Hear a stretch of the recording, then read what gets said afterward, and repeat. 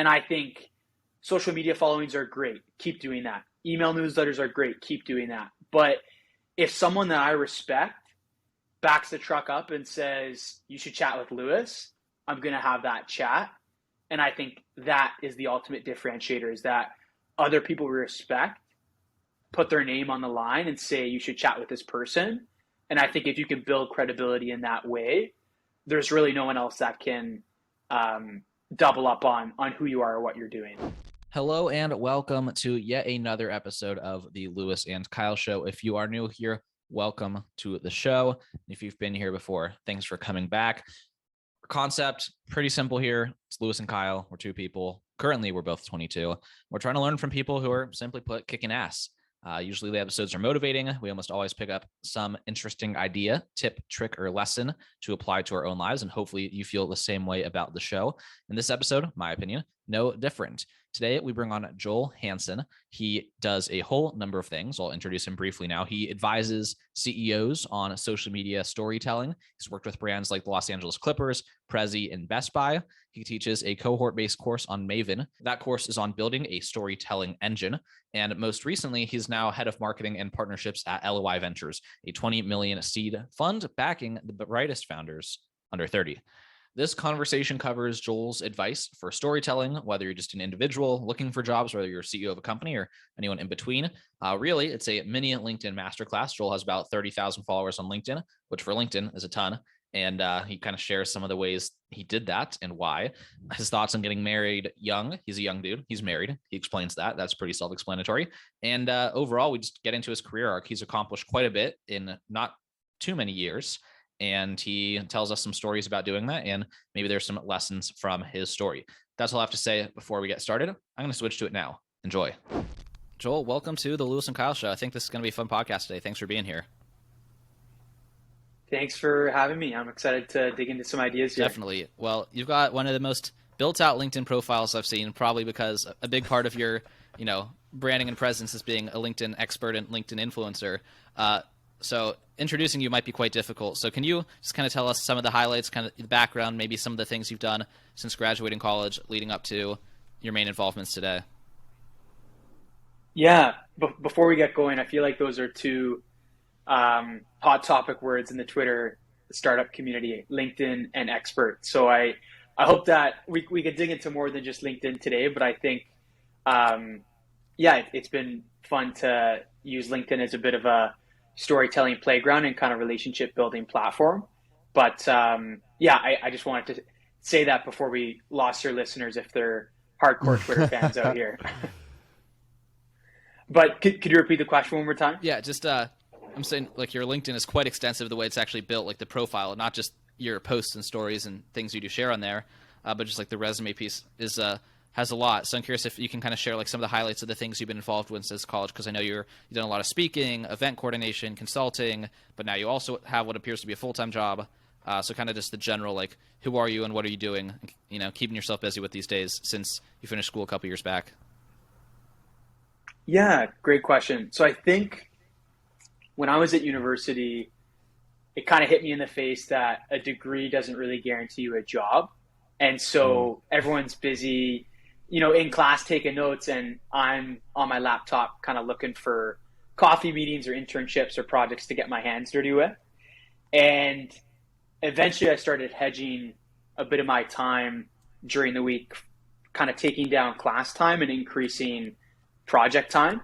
And some of those projects were working on events, hosting interview series, testing out stories on LinkedIn, and just kind of trying to figure out one thing to the next. And as I eventually landed a full-time job, I think I realized the career world, and at least leaving school, is this game of hedging bets against your talents and what makes you feel like time evaporates. And for me, that was storytelling, community building, and really just helping position someone's voice in social media. And so that kind of led to another opportunity. And today I have a full-time role with a venture fund here in Canada called LOI Venture. And so I'm their head of marketing and partnerships. And then I also do storytelling consulting for founders and CEOs. And so those are kind of the two things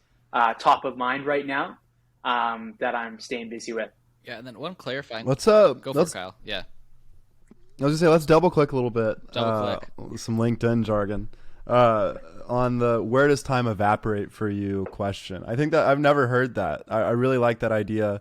Where did you hear it, and how do you think about it? And when you say like, telling stories, that's where your time evaporates. Community building, like what pieces of that makes time evaporate for you?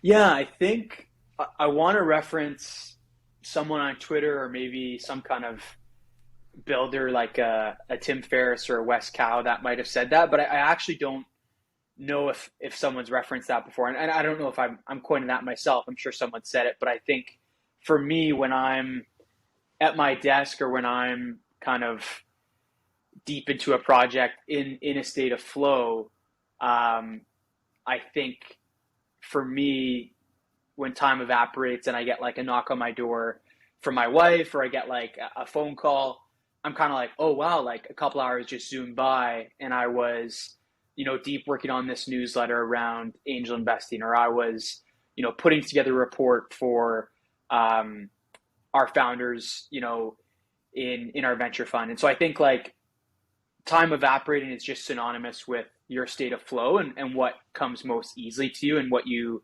enjoy and are kind of vibing with. And I think for me today, it probably would fit in between storytelling, tech, and probably internet culture. I think even before this podcast, I was jumping between a couple of Discords. I was scrolling through Twitter. I was kind of cross-referencing some emails. And for me, that build in public relationship between like Discord and Twitter and LinkedIn and positioning stories and communities on social media is something that time just kind of evaporates for me. I want to dive into the storytelling piece of that with a little bit more detail and like the actual activities that is kind of composed of. Are you either for yourself or others when you're consulting on storytelling, for example, is that where you and the person you're consulting with, whether that's a brand or an individual, or just kind of talking through, helping them find the words to express something? Do you actually get in and do ghostwriting on people's behalf and kind of listen to them talk for an hour and then come back to them however much later with like a synthesized, like, okay, here's the actual story. Like everyone has a narrative, right? Some people are just better at articulating it than others. Like, what does that actually mean for you in terms of like the process of storytelling you enjoy? Because I don't think you're getting paid to be just around a campfire, so to speak. Yeah, I think for me, the first aha moment I had was when I was working to position my story as a graduate, of a BBA program that is very not well known in Canada, North America. And I had to position myself on why someone should hire me for a job. And when I realized that, when I got my first job out of university, it hit me and I thought, wow, like that was my journey and that was my end goal. But every other founder, entrepreneur, CEO, they have their own end goal of a story or connection that they're looking to bridge. And I started kind of getting tapped on the shoulder and messaged by people saying, hey, could you speak to our team or could you help our C-suite, develop their story and a bit of their positioning? And so a couple of relationships formed and it's still ongoing to this day. And what the work really breaks down to is understanding someone's story. So what they stand for, what they're about, what people chat about when they're not in the room, kind of their personal brand and their, values and mission as a person. And then I think secondly, it's kind of understanding their market. So understanding, who is it that they're looking to build a relationship with? Who's their dream coffee meeting? Who is, their home crowd that they're looking to spend a night with or something like that, or play for, out in the stands. And then I think thirdly, the creative part is, where do those two connect? Where are those through lines, those narratives, those places that they're hanging out that the storyteller and the target market can kind of connect. And that's where I work with the team or the founder and say, hey, here's some low hanging fruit opportunities. Here's some ghost writing techniques. Here's some things we can repurpose. And I'm really just kind of there to bridge those two together. And usually that does live on social media, but sometimes it does live on connecting them to a conference, working with them on a podcast, getting them positioned in press. And so it is quite a hybrid model where I kind of set up a relationship and just let them know what's available in the toolkit. Yeah. How do you draw that out of people? Like, it's very difficult to just ask somebody like, so what are your values? You know, you have to be observant, you have to know who they are, and you have to like experience them in scenarios sort of like outside of work, I feel like. So what are your, I guess, like best practices for drawing out of people, you know, those values and what they are actually like and actually interested in, from different people? Because, like, you know, Lewis and I have this podcast where that's sort of what we're doing, and we don't really, if someone was to ask me that question, I would have a difficult time answering it. So I'm excited to hear what you have to say. Yeah, I think the best part of my job is that I get to pick the people I work with. And from the very beginning, or we'll say after the first couple, I just made a rule that I'm only going to work with people that I stand behind their messaging and what they represent as a founder or CEO. And so I think that from the get-go made it very frictionless for me to get to know who they are, what they stand for, their backstory, because most of the time I already knew it. You know, is it a brand I'm following? Is it someone I'm already engaging with on Twitter? Is it tools I'm already using every day? And so I think rule one is just find someone that you speak the same language, that you align with on a day-to-day basis, and you just enjoy a conversation. And then I think secondly, just like what you're doing on the podcast or what people do in interviewing, you kind of have to put yourself in their shoes. You've got to be in the places that they hang out, you know, in the content fields that they listen to. And that's where there's a lot of, you know, creative work that gets done on understanding their audience and the problems they're looking to solve. But I think first step is making sure that you align with them, you know, mentally and kind of you get stimulated by the same things. And then secondly, just spending time on problems that they're looking to address with their company or themselves as individuals. So one thing with a lot of these companies that I'm sure you run into with startups and tech founders and internet culture in general is there's a lot of competition around people trying to sell similar stories, right? Like, you know, there's a lot of guys on Twitter trying to be the real estate guy or the productivity guy or the crypto guy or whatever else. It's a two-part question because for brands and individuals. I'm just trying to find a way to work in the Joel Hansen story, to be honest. But I think that, like, how do you help people kind of stand out and find like the differentiating factors of their story from other people's stories, right? Because even myself and Kyle, what we're doing, of course, is differentiated in some respect that it's Lewis and Kyle doing this, but there's plenty of other shows that are similar in terms of, you know, we have a unique approach, but if you abstract the concept, there's a lot of overlap between any other podcast that does business, entrepreneurship, et cetera. Like, we definitely have differentiators, but how to deal with those competition in terms of helping people like make and like amplify the differences, right? Because the differences I brought up, like, you can always point out differences because it's different people, but how do you make the actual differences like significant and like amplified and useful?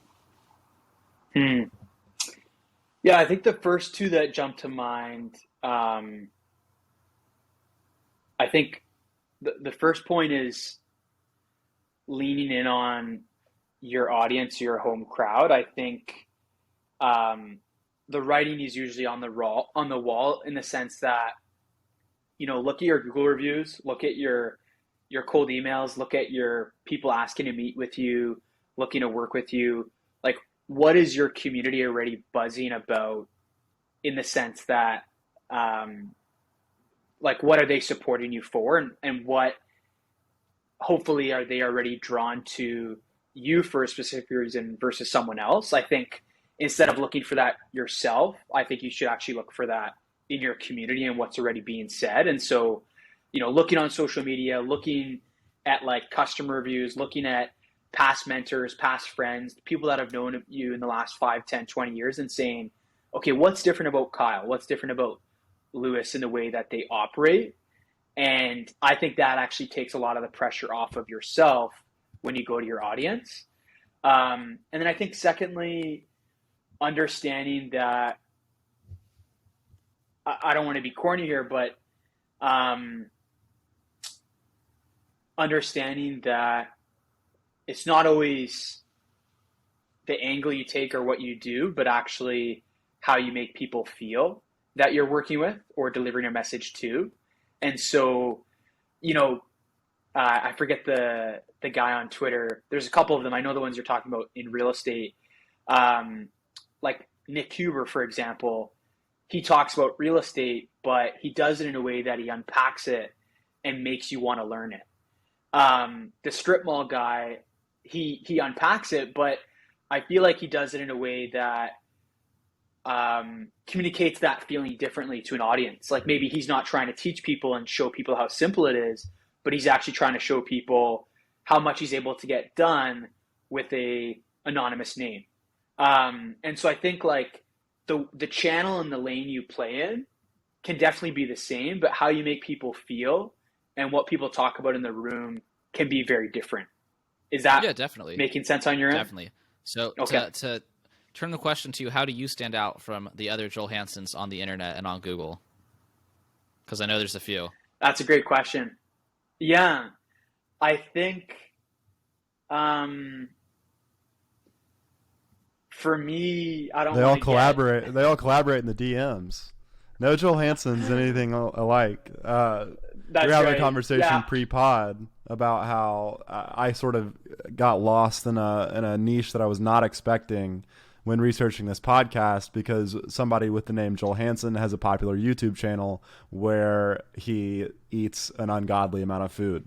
And apparently Joel has a group chat with every other Joel Hansen on the planet where they collaborate like the Citadel of Ricks. Well, no. The Citadel of Ricks. That's where I was getting at. Yeah, I'll clear this up. I think a couple years ago, one of the Joel Hansens, I think he was in the States, he messaged and bundled this all together. I think it was about 10 of us. And he said, hey, yeah, there's your startup term. He's like, hey, like I just thought, there's a lot of us Joel Hansens out there. I thought we may as well be in a group chat so we could stay in touch on ideas and what we're all working on. And all of us were like, sure, like happy to stay in touch. And so one time my mother-in-law sent like a gift to the wrong email that wasn't my email. And it was like a number or something else that I didn't have. And so I like messaged the group and I was like, hey, like did any of you Joel Hansens get this email? And no one got it, but like just those funny name kind of mix matches that is kind of a fun laugh we all get. I was going to say in terms of differentiating yourself from people that have the same name, I think what I've been thinking about a lot. Well, I don't think Lewis is about the same name. I think he's more asking in the same, like Maven and some other CBC course, differentiating based on being at that center of the Ikigai or whatever. Like, not necessarily you versus the professional leader. Totally. So I've got an example I want to pull on here. Lewis, can I kind of speak a bit to your new job? Is that okay? Sure. Okay. So if I'm looking for a growth guy or someone to help me in a CBC, I might go out to my audience. I might ask a couple people, and people are going to apply. They might reply in Twitter. They might cold message me on email or LinkedIn. But if Pomp reaches out and CCs Lewis and is like, hey, you should chat with Lewis, Pomp, and that's all it is, that's all I need to have a moat around Lewis and someone else that trusts him. And I think a huge differentiator that people overlook is really the community and the home crowd that already supports them. And I think it's people that you've worked with, it's people that you've been mentored by, chatted about on different ideas. You've done hand-to-hand combat with them. And Sean Puri talked about this, I think, a couple weeks ago, where the best way to build credibility is just hand-to-hand combat with people that are already credible and building their respect. And I think social media followings are great. Keep doing that. Email newsletters are great. Keep doing that. But if someone that I respect backs the truck up and says, you should chat with Lewis, I'm going to have that chat. And I think that is the ultimate differentiator, is that other people we respect put their name on the line and say, you should chat with this person. And I think if you can build credibility in that way, there's really no one else that can double up on who you are or what you're doing. Yeah, I love that. And I think, so for Kyle and I, the podcast has kind of been what we used as our tool from having no credibility when we were still in school to, through every interview, progressively getting more credible and building those relationships and making people like Pomp, maybe lend their reputation on our behalf on occasion. So for you, I think you did it through some other interesting creative ways. You kind of were in the same boat, right? You were also in university, also without these kind of existing things to just propel you forward. What were some of the things you did? I know you hosted events. I know you did some just creative ways to get people's attention. Like, what was your strategy from going from zero to having, big names to back you up? Yeah, I think my secret sauce was I wanted to evoke something from a message or email I sent to be like, is this guy for real? Like, get a load of this message. Like, I wanted to not just send a cold email, it'd be like, here's a story I'm going to tell like my boardroom or friends about. And I think that's a big way that young people can have a moat or competitive advantage around who they are, is that they don't work for anybody. So they're not trying to sell anything. They, don't really have like a big chip on their shoulder. And so they're really open and flexible. And so I think if you can do something that kind of stirs up a reaction in a healthy way, that's a great way to build a relationship. And so one that I did was I host events, but kind of everyone hosts events that's young in university. And so what I did was I had a family friend that worked at a marketing agency, and one of their sister companies was actually a helicopter company in Vancouver, BC, Canada. And so one of my roles was to be a director for a conference and put together 40 speakers for a 600-person event just outside of Vancouver. And so our carrot for the speakers and kind of my first outreach with the message was saying, hey, CMO of Slack, or hey, VP at Disney, we're hosting this event, and like, it's going to be great and all, and we've been doing it for a couple of years, but like, if you want, we can actually like helicopter fly you up to the venue day of from Vancouver. And it's just like, what? Like, none of them have been on a helicopter. None of them have had an experience to bring to their team and say, holy shit, we're actually, we're getting like legit service. This isn't just a back room, record the video, slap a logo on the back. This is actually a legit event where there's going to be, French press coffee, helicopter drop off, Tesla sponsor, overnight, and then like a morning hike. And it's actually a feeling and an experience that is going to stick with you.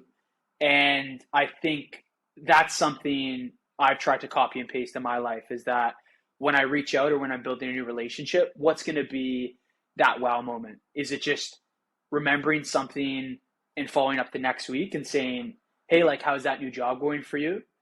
And maybe it's something else, like not even asking them anything and just remembering something and then connecting them to a resource or someone else in their world that might be helpful. So that's the story for you. I think that's super unique about the helicopters. I wasn't sure if Kyle was jumping in there with something else there. So one of the stories you have, this is kind of just shifting gears and not going somewhere related with it, which is okay, of course, is you have a very interesting story you've told on a couple of podcasts about how you created some I don't want to overstate what the relationship is because I don't know what it is, but let's say like a correspondence with the now CEO or president of Shopify, who was then the CEO, probably still responds to your emails if you have something interesting to say, and you did that through the surprise gift and like this interesting thing. But I think that led to you creating this summary on why Shopify is a great place to work. And I'm curious if you remember why it was such a great place to work. Like if you can share what you shared in that essay about, like, I mean, that's actually a pretty complete question. Don't need to elaborate. Yeah, no. Yeah. So I think when I was in Ottawa, Shopify wasn't as big of a deal as it is now, but Harley and Toby are pretty legendary Canadian builders. They're also pretty high up on the Forbes net worth list nowadays. But I think my goal, like I was like in Ottawa, I knew Harley and Toby were in Ottawa, but Harley always had a bit more of a storytelling angle to him, being the more, forward public facing executive in the media. And so my goal was to just kind of go for coffee or hang out with Harley before I left back home to Vancouver.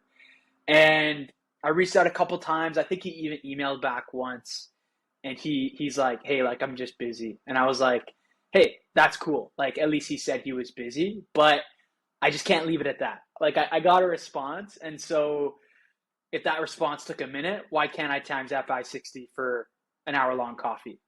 And so I just did some Googling and realized when you reach out to people with good news, usually they like to help.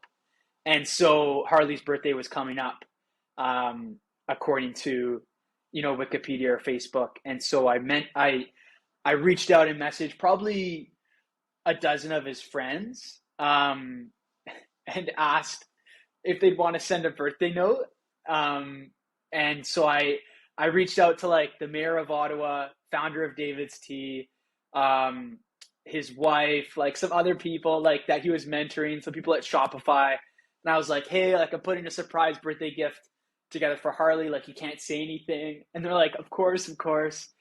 And so they'd send like a couple lines over email. I printed them out, put them in an envelope, wrapped like a Shopify Globe and Mail article as a wrapping paper, and then I just dropped it off at his desk. And the last note was for me, I think, like on the bottom. And I dropped it off the day before to his EA in Ottawa. It was like a 5-10 minute walk to their head office. And sure enough, like I get an email back, and he's like, "I'm game, like whatever you want to do, let's do it." And so it was a really fun, just eye catcher of like Harley was and is like, he's a hustler. He's a creative, out of the box thinker. His first business, I think, was a t-shirt business in university. And so I think we forget that these untouchable people like to laugh, like to have fun, like to challenge the status quo. And I think obviously there's a respectable line to play where I'm not gonna break into his house or do anything crazy, but everyone knows where Shopify head office is. Everyone knows that they can research Harley's birthday. And so if you put two and two together, you can create a memory that opens up a door. And so I think like for me, it was just challenging the status quo to be like, before I head back to Vancouver, let's give this a shot. And so the story kind of finishes. We, instead of doing a coffee, we actually plan an event around him and David, the founder of David's Tea, kind of speaking to entrepreneurs in Ottawa. And so that's kind of how the story ended. Have you guys built a relationship over time? Have you kept in touch like that? Like, I love that. I think that's insane. You have to read The Third Door if you haven't. I know you said you were in a way familiar, but I think you'd really love that book, and you'd probably find a way to talk to Alex Benayan. I think, yeah, like a little bit here and there over. In fact, I'll send you that book. Thank you. It's not like we're best friends or anything like that, but I think he does know, when I send a message or tag him in an article, it's like, oh, it's this birthday guy that was nice to me a little while ago. That's so funny. Well, I want to switch gears a little bit here and talk about You started this podcast off with a little bit of hesitancy around talking about LinkedIn. I feel like you probably understand that there's a lot of hate on Twitter, a lot of hate from people in general. I think there's a lot of anxiety around LinkedIn actually, because as soon as you get to college, people are like, "Hey, like LinkedIn's the most important thing in the world. If you don't have it, like good luck." And I've experienced that in my own with college and moving up and, you know, trying to figure it out. That's one of my first pieces of advice to younger students. It's like, well, are you on LinkedIn? And so there's sort of this like two-sided like relationship that people have with it. And then there's you who argues that it's completely underutilized. And in a lot of ways I agree, but I want to hear you riff on, you know, that sort of collection of opinions from me. You got it. So this is the math I have in my head when someone makes fun of LinkedIn. The math in my head, 4 or 5 years ago, Microsoft bought LinkedIn for $26 billion. Point one. Point two, when have you ever heard or seen the CEO of LinkedIn in a courtroom? 0 times. Point number three, there's about 700 million members. Less than 5% of them post on a weekly basis. And so those are kind of my 3 numbers that I will laugh myself to the bank and say underutilized, free distribution, and open, you know, opportunity for anyone that has an active presence there. And so I think it's not that you need to build a presence or be an influencer. It's just understanding there's a reason they are where they are today, and make fun of it as much as you want, but understand if you're building distribution or you have a goal or you're looking to meet with a certain title of a certain brand in a certain city in the world, LinkedIn is the playground to go. And Twitter and Facebook and Instagram and TikTok will always have their pros that they beat out LinkedIn. But I think to not understand the ecosystem is now a disadvantage today. I think that's a concise and it'd be hard, I'd have a hard time believing that you came up with that all in your head and you haven't been stewing on the mastermind answer to the LinkedIn question because I'm sure you get it all the time. I want to ask you, and not even another question, just one thing I have to say as well on that. Yeah, jump in. You look like you go for it. Yeah, I wanted to double back. I think I do and I don't like that university professors tell students to get a LinkedIn profile. I think the better challenge they should tell students is build awareness and distribution. Like Mr. Beast, no, he doesn't need a LinkedIn profile because he's Mr. Beast. But where did Mr. Beast grow, right? He owned that awareness. He put in years before anybody knew him. And now he could be CC'd on any email thread and someone will say, yeah, I'll have a chat with this guy. Yeah. He does not need to build a LinkedIn profile, right? But I think what he does has is distribution, brand awareness, and he owns his domain. And I think like students or you know, if you're just trying to get your hands dirty and be known in your niche, you need to build somewhere. And what happens is that people don't build anywhere. Yeah. And they sit on a couch complaining about not having a job or a passion project that they love. And I think that's where like it falls short. Well, I think, you know, there's sort of like an overarching theme here, which is just like going the other way or looking the other way when everybody's going in one direction. And like, you know, this one thing that Lewis told me a long time ago that stuck with me. And it's like, if you're at the career fair, you've already lost. Like you have to approach these things in a different way than the charted course, because the charted course gets you the charted path. And that's where, you know, your resume hits a desk of somebody who gets 1,000 resumes a week, and it's just a lottery. Like, yeah, I mean, maybe you'll get a job, but it's probably not going to be something that you want to be doing. And like, totally, you know, in the same way, like if you just get on LinkedIn and like post your classes, like nothing good's going to happen. Or if you just quick apply to 1,000 jobs a day, like you're going to get a job eventually, but it's not something, you know, there's like no process there. It's like, you have to make a story out of the process of doing all of these different things, just like you've done, Joel, with LOI and getting to where you're at, and Lewis has done. And, you know, I will be doing here in the coming months once I graduate college. But yeah, I think, it's just this like energy where you look the other way when everybody's going one way. It's like, so, that's one of the big characteristics that I see in you. And if I was to be writing your brand profile or positioning for you, that would be one of my key elements. Yeah. Very kind. But yeah, jump to the next question, Lewis. I just wanted to double back on that. No, I think that's a good point, and I also like that you're not a LinkedIn maximalist, right? You said build distribution. Here's why I think LinkedIn's a good opportunity in a lot of circumstances that is tied to outcomes a lot of people want, but there are certainly other situations, right, where like if your goal is to become a model, maybe your distribution should probably be on Instagram. But if your goal is to, get something in like the corporate world or many, many other things beyond the corporate world, I do not want to narrow LinkedIn down to that. Like there's a ton of reasons to consider LinkedIn for the asymmetric advantage from the relative amounts of people who post and people who consume.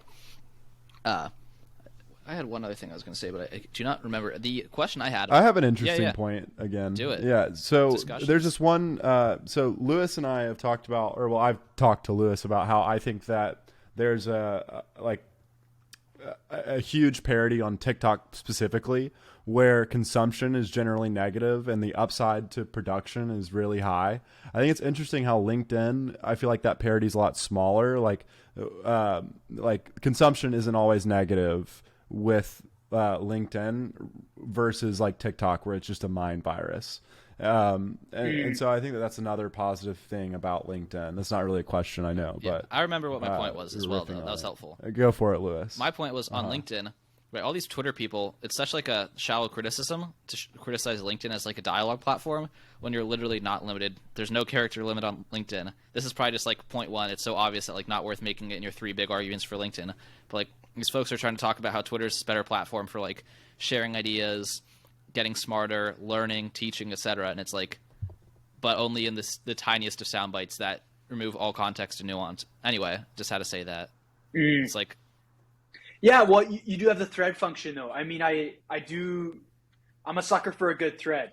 Like, our boy Trung Fan, like Toby at Launch House now, Wes Cowd is so many of them, David Perel, like they all, Shaan Puri, like they all double down on getting you to fall in love with the next line and the next line and the next line. And I think a thread is very synonymous to like what a blog or article would be on LinkedIn. I do think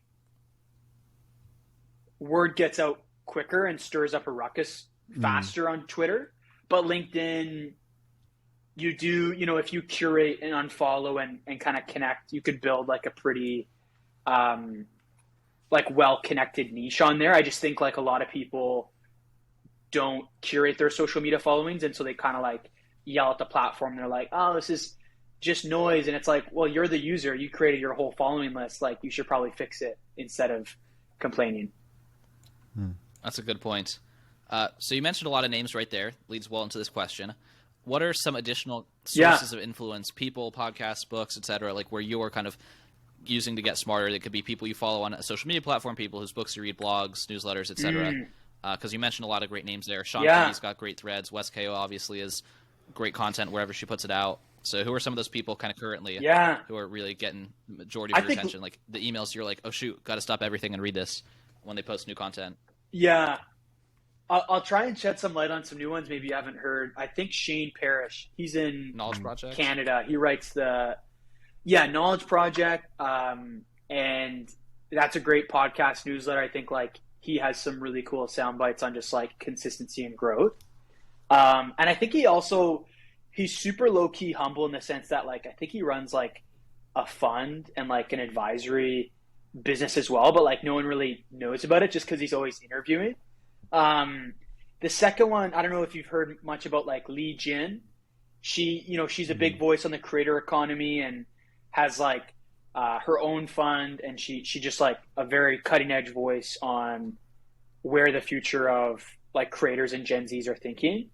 I think, a classic is like I'd say Alexis Ohanian, but on a hat tip to Alexis, he has a relationship with someone called Tiffany Zong, I believe is her last name, and they have a podcast together called Probably Nothing.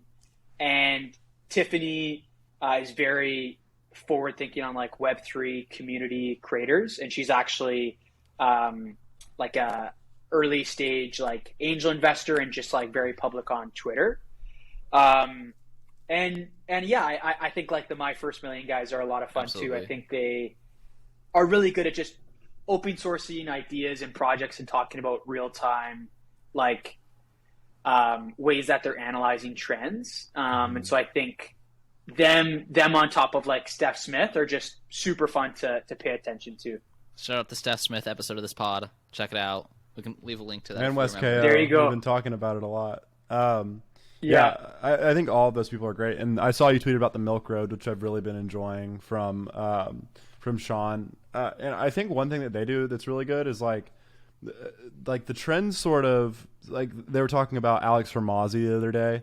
And they will pick up like what is most obvious and right in front of your face that you just sort of ignore. And then it's like they will post about it, and it's like, why didn't I think to post about that? And it's like it was super in the zeitgeist like a week ago, and now it's still relevant, and people don't know about it. People need to know about it. I think that all those resources are really, really good, and I'm going to check out that Alex. Is it Alexis or Alex? He's the guy that co-founded Reddit, right? Is that who I'm? Is that, yes. Yeah. Alexis Ohanian. Alexis. 776 Fund and Reddit. Yeah. And then the podcast is called Probably Nothing. Probably Nothing. Probably Nothing. Yeah. That'll be in the show notes down below. You're writing For those for me? anybody Just out there kidding. Beautiful. listening. Okay. Yeah. What about you guys? Who would be your top, let's say top follow of 2022 in this first month? What would you guys say that is kind of your stop the scroll kind of read? I got two, and they're both kind of hot takes. But Rav Arora, Let's go. he's Canadian. He's a 20-year-old journalist who's sharing some less than mainstream perspectives and kind of just saying a lot of things that he just says things that you would not find in the New York Times. Let's just kind of put it that way. Multiplying the New York Times times -1 and flipping it on the other side of the number line, which is interesting. And then the second person is Alex Berenson, who also kind of shares a lot of views with Rav Arora. Alex Berenson got kicked off Twitter and a couple other places, but he's got like the number 5 most popular Substack in the politics department. Those are two. They're completely unrelated from the niches we've discussed on this podcast today of branding, et cetera, et cetera. They're kind of both more political, scientific journalists, but both of them have just been good writers and saying things that a lot of other people are not willing to say. Yeah, it's a tough question. Whenever I get asked a question like this off the top of my head, I just completely lose it. But, Balaji for sure. I very much respect his opinion. I think he's like living in the future all the time. Super interesting to hear what he has to say. I really enjoyed the Milk Road, which has been something that I've been consuming almost every day of 2022. So that's like one of the newer things. MFM, I listen to that a lot. The All In podcast I enjoy. I really, Jason Cacalnis, him and I disagree on a lot of our like political opinions, but somehow I really, really enjoy listening to him talk, and he like presents new ideas to me that I wouldn't have otherwise thought about because he approaches things from a different perspective. And his ability to talk with David Sachs, who would be I would align more with. And the way that they debate, I think, is really positive. So that inspires me. And then I'm trying to think who else. I think that's it for now. I'll think. And then our podcast guest from a couple weeks ago, I'll shout him out. Joshua Rosenthal.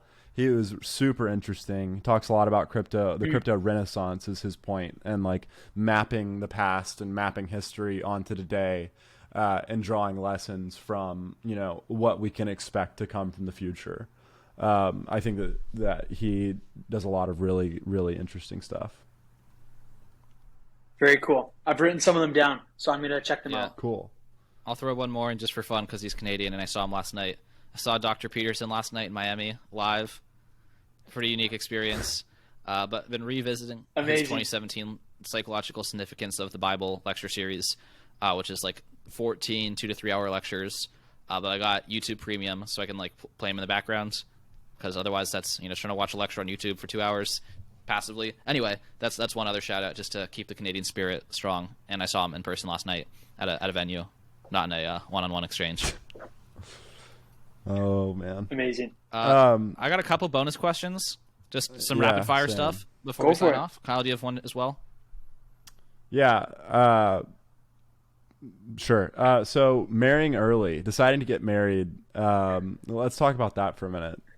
So it's a common thing here in the South to get married super early. They call it ring by spring.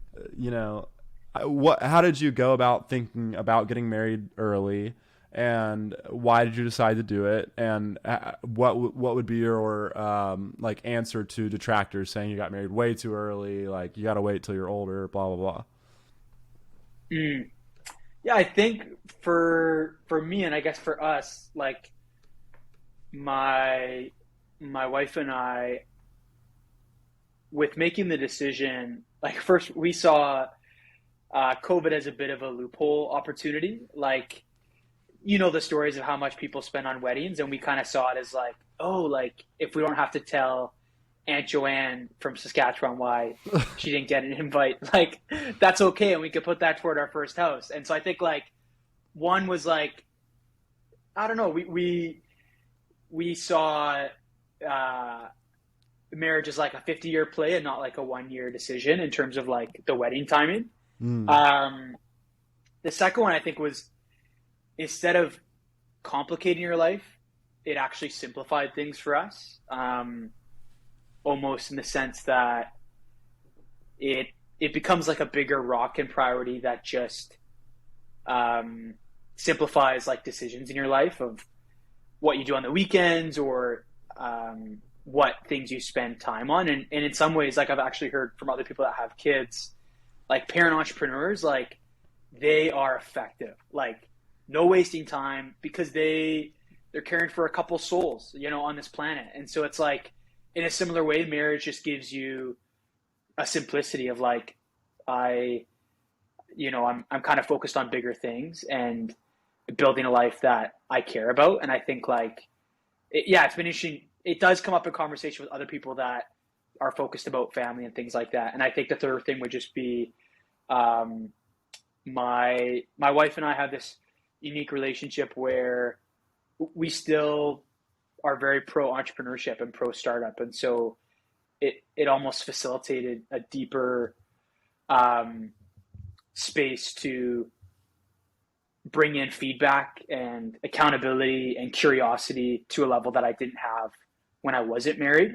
And I don't think that'll be for everyone, but I think finding a partner that aligns with your 20, 30, 50-year play, like you just don't have that with a friend, right? And so the earlier you can get that, I actually think that's a superpower. And so that was what our perspective was.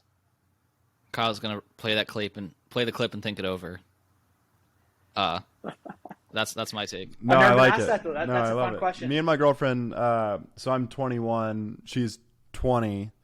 We're a year and a half apart, but we've been dating for 5.5 years now, and so it's a relevant question. Just wanted to hear your thoughts on it. Love it. You're 22, Kyle. I am 22. Oops. Hey, podcast time flies by. It's hard to keep track, right? Yes. I had something I was gonna... Oh yeah, so one of our recent episodes was with Akira the Dawn, and he's a musician with a no filter, and basically like his summary was like he had a kid and he couldn't fuck off anymore because he actually had to like feed his kid. And basically what you said that in a much more let's call it LinkedIn friendly way. Canadian. A LinkedIn friendly way that become a more effective entrepreneur. So I like that explanation. It's a good way, if someone asks me the question again, I can like, depending on who the audience is I'm with, I have your answer now and I have Akira's answer, and I feel like that's a value add in my vocabulary. I want to ask you what the most popular piece of content you've published has been, whether it's just a LinkedIn post that went unexpectedly viral, right? Because you have this line in your bio that you've gotten like tens of millions of impressions on the platform, but some of those, like a meaningful percentage of that came from just a handful of posts. And this will be one of our last questions, if not the last one. But like, what just blew up on your LinkedIn? I think Kyle, you said you have one more after this. Yeah. So this is my last question, and then Kyle will close this out. Yeah.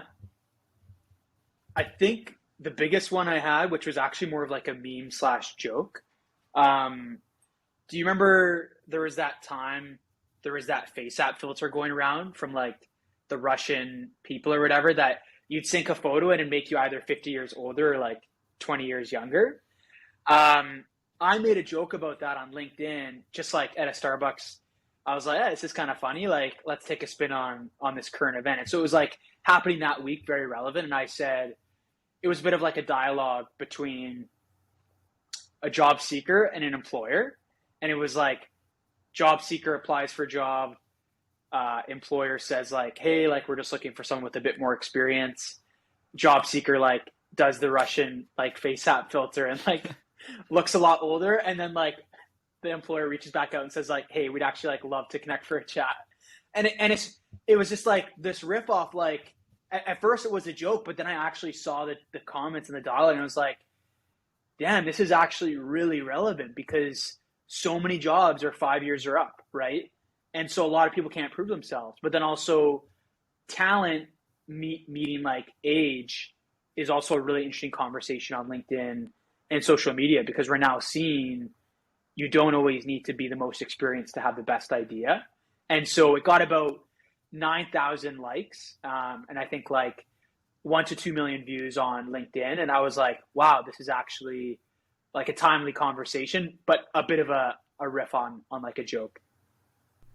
Yeah, I saw that and had a good chuckle when I was checking out your LinkedIn. And I think it had like 10,000 likes or something crazy. And that's super viral. So you mentioned your 20, 30, 40 year plan when you were talking about your wife. What is your, we'll just go with one. What's your 20-year plan? Where do you want to be in 20 years? I think to take the pressure off myself, instead of giving you a role or a title, I'll probably just give you how I feel. Of course. Yeah. I think something I've been thinking about a lot this last year is, today is a Tuesday. I feel like it's a Saturday. I am in love with what I do and the projects that I put time toward. And so I think in 20, 30 years, I want every day to feel like a Saturday. I'm still doing projects and working with people that make it feel like it's a weekend. So that's like one state of flow I love to be in. I think the second thing is I love contributing and building a dialogue that like I care about. And so that might be in the startup space or the storytelling space. The media might change, but like I think being in that dialogue like day in and day out is super engaging, and like time kind of flies by for me. And so I think that that's the second bucket. And then I think the third bucket, to get more granular, is I'd love to learn more about the angel investing world. And so that kind of drew me to my heart for LOI Venture, a $20 million fund focused on founders under 30. And I think I'm excited to learn more about this world and really how investing is a game of betting on people and believing in solutions before the market does. And I think those two things make investing super fascinating. And so I think like in 20, 30 years, whether that's a fund with a friend or myself on the same team in a bigger capacity, I think that'd be very meaningful to be a part of. I think that's an excellent question, Joel. Thank you very much for joining us. If people listen to this and they want more of you, where should we send them on the internet to find your work? Yeah, I think they can look me up at joelhansen.com. And then on Twitter, I'm just at Joel S. Hansen. And then LinkedIn, they can just type in, I guess, Joel or Joel Hansen as well. So those would be the three spots. Excellent. Thank you so much, Joel. We really enjoyed it. That wraps up this episode. Just a few quick takeaways just from me. First of all, you become proactive once you come to terms with unpleasant truths. So we talk about, how Joel did so much so early. And basically it's because he started early. And the reason he started early was something clicked. It clicked for him that if he just does what everyone else does, he's going to, get the results everyone else has, which is, a truism, you could say. And that more explained sounds like just getting good grades will not really set you apart in the search for a compelling career. So that was the unpleasant truth he came to terms with, which led to his proactivity. And I feel like for me, that also was very, very true. Early on in college, I realized if I don't do anything special, I'm not going to have any special outcome. And that's what, motivated me to start this podcast and take on a number of side projects kind of early on. So the sooner the unpleasant truth clicks and you accept it, the sooner you'll actually take action to, either work around the truth or not work, just do something about it, right? And denying it delays how long you start making steps in the right direction. Joel's great teacher here. Second takeaway is about lurkers versus posters and kind of finding these asymmetries. Talk a lot about how he became popular on LinkedIn, and surprise, surprise, his answer is like, I post all the time, right? And obviously his posts are very, very good, which makes a huge difference. And, he shares that maybe a very, very small handful of the posts went viral, which accounts for the attention that all of the subsequent posts have had. So there's some luck there, but there's not really, if you post every day for a couple of years, a couple things are going to hit, right? That's like probabilistic luck. We've discussed that a couple of times. But about the asymmetry, if the majority of people, maybe 1,000 to 1, are just lurking on the platform and only 1 out of 1,000 are posting, you're going to get a lot more attention. TikTok, I have to think I'd almost guarantee the asymmetry is worse. YouTube is also quite similar. The amount of people with active YouTube channels compared to the people who actively consume YouTube. That's why some people are successful when they do this, but it takes a long time to see to the other side. Third takeaway is about finding activities where time evaporates.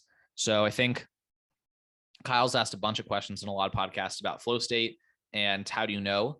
And Joel's answer, as many other guests have talked about, is where time evaporates. Those are the things you're good at. Those are the things that people can't compete against you at, because for them, they're watching their days go by and it's really, really tough for them to reach the end of the day. But for other people, they emerge from the state of like transcendent effort, if that made any sense. They're like, wow, I'm done. And I got a lot done. So gravitate towards that and things will be better for you. That wraps up this episode. If you want to support the show, which I hope you do, but of course you don't have to, subscribe. You'll be the first to know when new episodes come out, when they do, and share the episode. If you think someone would like this episode or any other episode, just tell them about it. That's pretty easy to me. Otherwise, you can listen to another one. That's your third option. That's what I have to say for this episode. Thanks so much for being here. It's episode 99. That's pretty cool. Next episode will be episode 100. We'll see you there. Thanks for listening. Bye-bye.